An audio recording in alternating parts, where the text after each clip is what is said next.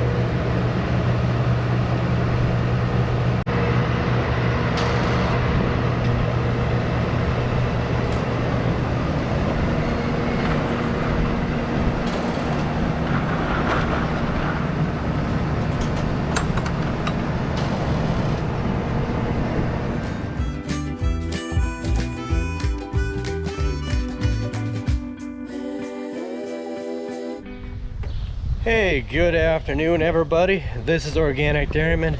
Welcome back to my channel today. Today is Tuesday, June 30th. The last day of June already. Man, where did June go? Anyways, how are you guys doing today? I hope you're doing great. I just feel whipped today. I don't know. It's really humid out, and that humidity, it is not something we're used to around up here. It just kind of really tires you out. So anyways, what am I up to? Well, I'm gonna go feed the milk cows. When I get done with that, I gotta go IV milk cow for ketosis. This cow, she calved about, I don't know, a little bit over a week ago, and she's got ketosis, so we got to give her 50% dextrose and do that to her. Energy Store earlier, we had the seed guy. He came, got the rest of the seed soybeans that we didn't use, and then the minerals came. I still got to unload those too yet, and then work at the feeding chores, and then I should go over there in that shed over there and get that corn planter emptied out, get those bean meters off there, because it's not good to leave those things, the bean meters, together. Take them apart and put them away. And we got to do that cultivator yet. I suppose my brother, he'll probably go to town and do that. He'll get those hoses replaced on there, and then that thing will be ready to go. And as soon as it's dry enough, we'll go cultivate. And if I get done, with everything else, I still have some free time. I gotta set the knives up in this thing. I don't know if it will happen today, but maybe tomorrow. We'll see, but we'll find something to keep busy with around here. There's never a shortage of things to do, and this humidity, it's something else. But I guess it's humid because it rained out, and that's a good thing. It'll make the corn grow really well.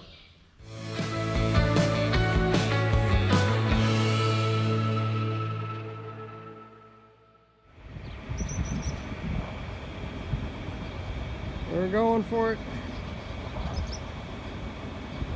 Oh! Okay. I'm getting back to the feeding store chores. As you saw, we got the minerals unloaded. I IV'd that one milk cow, and she was kind of a bugger. Some cows, when you IV them, they're really easy, and then some cows, let's just say they're a little bit on the stubborn side about things.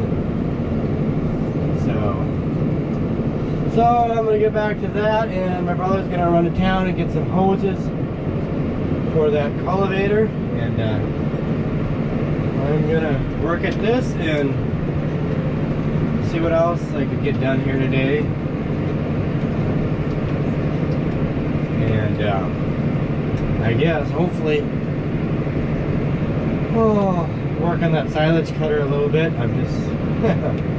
I'm really not looking forward to doing it. I'm just kind of actually dreading it.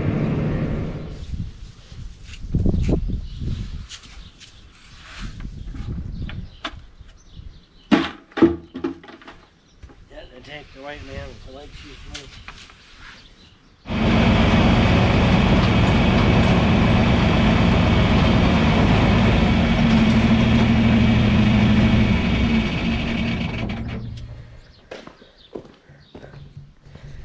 Okay, all that's left to do with the feeder, we're going to put the silage on, but I need to go and cultivate. It's like a 2 or 3 acre field of corn.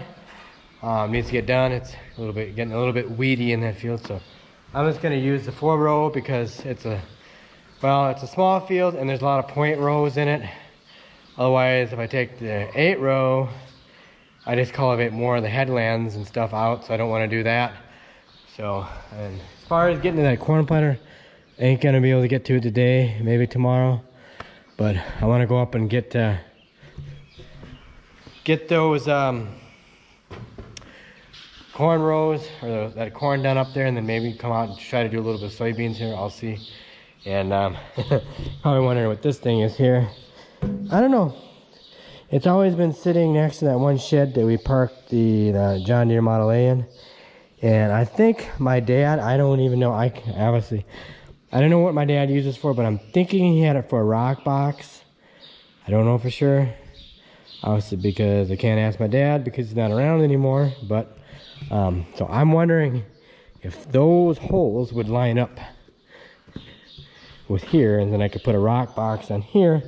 Just so that when I go back out to the bean field, I got a rock box to pick rock with, you know. Just something to throw some rocks in. I don't know. The front end should be able to handle it. I mean, not like it's that heavy. So, but anyways, I better get this thing fired up and get cultivating.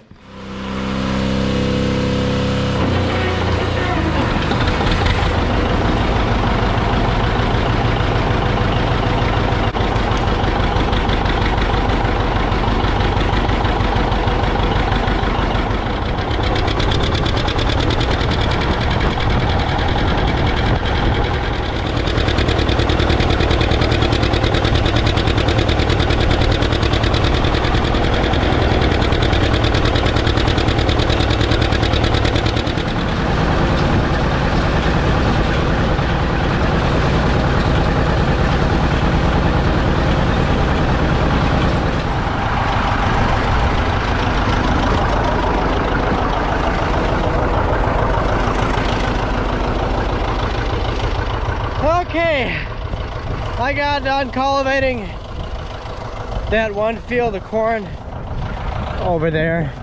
I'm just parked on the road here for a little bit, but oh, that field it's a very hard field to plant the corn. It's a very hard field to cultivate because there's so many darn point rows, and I kind of screwed that field up when I planted. Didn't do a very good job. But anyways, what I want to show you guys is, you probably can't believe this, but look at this. Look at these soybeans. Just yesterday, some of these were barely sprouting. Now look at them. It's amazing with a little heat. But they're up out of the ground. A lot of them are poking up. Over there. Isn't that amazing? Heat and rain make a big difference. But anyways, I better go back and do a little cultivating. Maybe try to do a little bit in that bean field here yet, because I don't know, there might be rain coming over there someplace. Yep, more rain tonight. Ain't gonna hurt anything as long as I don't get too much.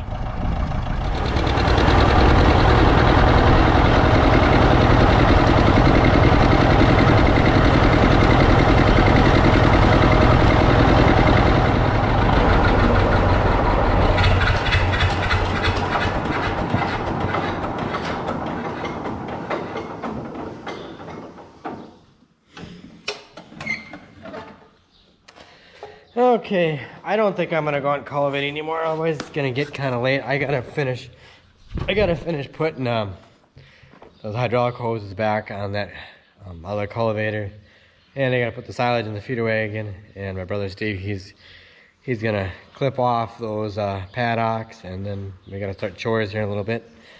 So I'm gonna go and do that. And I'd like to see if that thing fits in there. I just bet it does. Those holes look like they would just line up. Ah, yeah.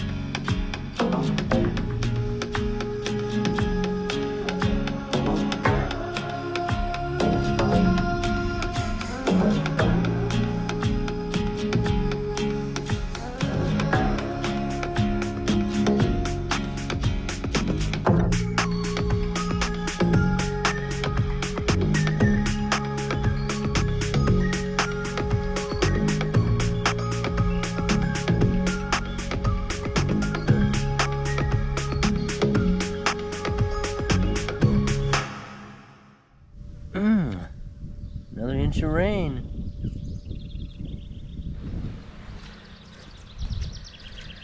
Hey, good morning everybody. It is another day, and as you saw, we got another inch of rain last night. Yep. So yeah, we got enough rain now. So yeah, anyways, I'm just gonna get the cows in here to start milking. And yeah, anyways, what are we gonna do here today since it rained? Well, when we get down with chores and stuff, I'm gonna try to work on, see if I get a chance to work on that silage cutter, because it's too wet to go out and cultivate, obviously. So we'll work on things like that, and there might be something else here we're gonna do here today yet. We're not for sure. I can't say what it is, but we'll just see what happens here throughout the day, how things go. If this other thing even transpires, so we'll just go from there. So yeah, let's see how the day goes. Okay, I'm gonna go and get the loader tractor here. I just got done cleaning that up there. A little bit of that stuff there, and plastic need to get cut. And ooh, I better set that scale up here. Zero that out, that's ready to go. So yeah, I'm just gonna go start feeding the young stock here. And man, I just keep looking over there at that cornfield. Man, that corn is really growing. I know we need to get out and cultivate that, but obviously it's, yeah, it's too wet to cultivate right now. So I mean, it wouldn't be the end of the world if we didn't get that field cultivated, because technically it is pretty clean. And you know, if we didn't cultivate it, it's not going to hurt it, I don't think. So, but that one cornfield that's 12 miles from here, we need to get that cultivated. But obviously that corn is a lot further behind than other corn. So yeah, so I guess it's good that we got an inch of rain, another inch of rain last night. But yes, it would have been nice if it was spaced a little further apart from this last rain. But you know, I hope that either one or two things don't happen. I hope that the spigot doesn't stay on and we keep getting rains like this. And secondly, I hope that it doesn't shut off either. You know, we get enough rain now. We're good for a week, probably even a couple weeks, or a week and a half. Probably about a week and a half we're good for. But I know beggars can't be choosers, so I'm not complaining about the rain, but I just don't want to, you know, all of a sudden start getting too much rain either. Too much rain isn't always a good thing. It's better to probably get too much rain than not enough rain, I guess. But I guess you can't control the weather, so it is what it is. Holy buckets, there's the road grader making his monthly appearance.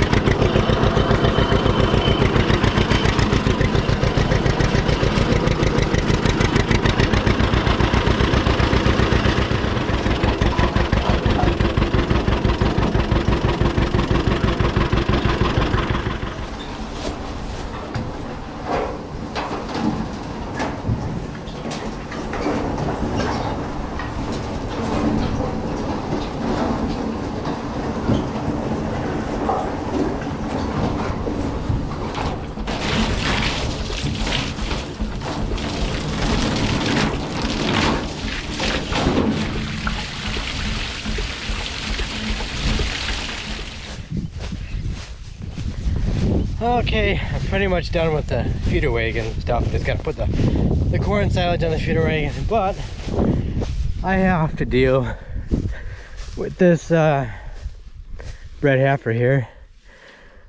She's not supposed to be in this paddock right here. Actually, we've got this fenced right here. We fenced this little grassy spot right here. And what happened is we let them go in the trees in here. And we've tried to fence them out of the trees, but they always get in there anyway, so we thought, why fight them? They want to go in there and go in there. So what they do is they come out over here along this fence, and they get close up against the fence, and then they touch the hot wire, and they panic, and they get scared. They can't figure out if they just go back the same way they came, they'll be fine. And it said she jumped over into here, and she's separate from all the rest, and she can't get back into the lot. So I have to chase her up there to the gate and let her in there. We are probably going to put them in here maybe tomorrow. We'll let them in this back into this paddock here, but not yet, not at least today. But she's getting kind of thirsty and she needs to go back up and get some water. So I better chase her back up there through the gate. Otherwise she'll never figure it out. Come on, girl. You should be able to remember your way back to the gate. You've been in this paddock before. Okay, girl. Oop. Come on. Go back in there. There you go.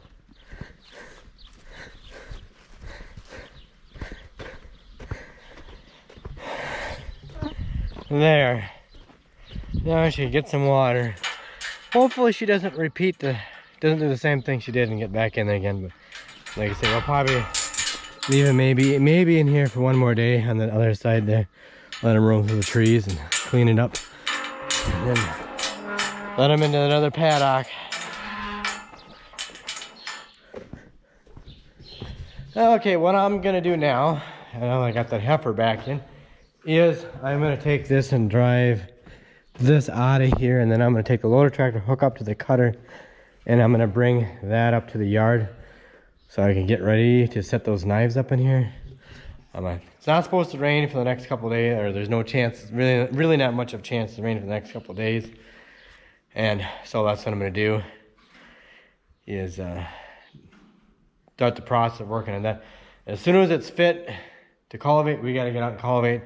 This corn right out here, it's going to almost get too tall pretty soon, but the plan is when it's fit to cultivate, we're gonna go out there with this one and that one. So we'll be taking 12 rows at a time, so we should be able to go pretty fast between my brother and I. It shouldn't take maybe a couple hours. We should have that field done. So, but at least want to have this thing up in the yard so I can get those knives set up and ready to go for second cut, because as soon as we get that corn cultivated, it's gonna be time to start second cutting hay.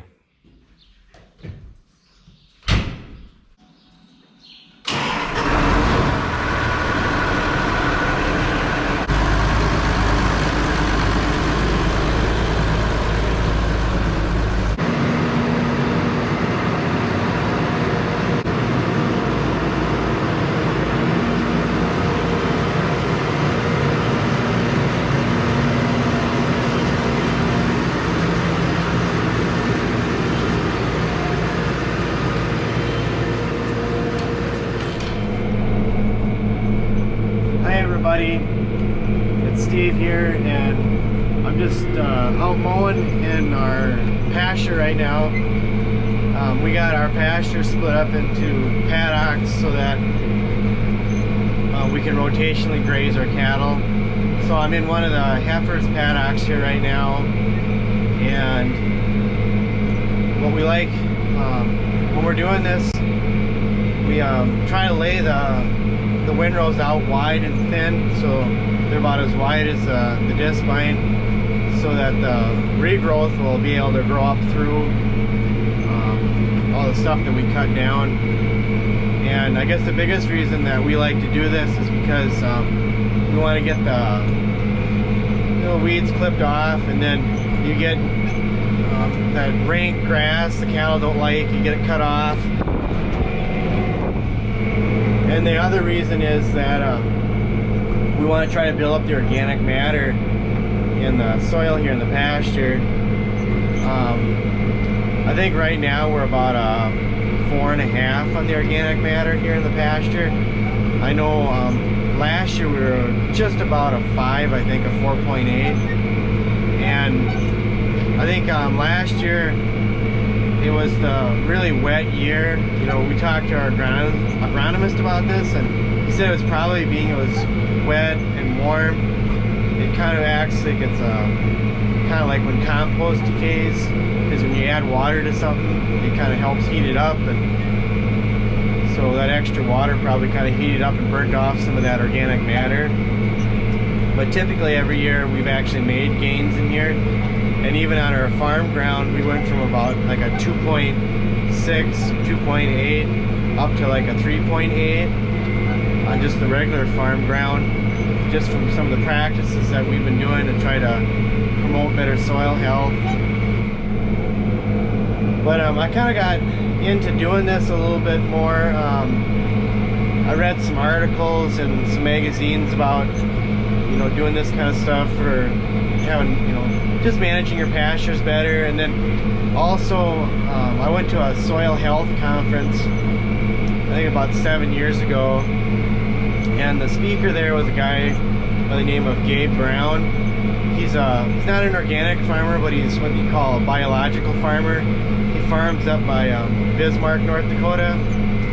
And so he had some slides that he was showing of his farm, and one of the things that really struck me was he was showing he had this field day one year where people come in, they look at his farm and see what he's got going on. And anyways, he was showing this, I think it was some sorghum Sudan grass that he had growing for his beef cattle, and this stuff was like chest high.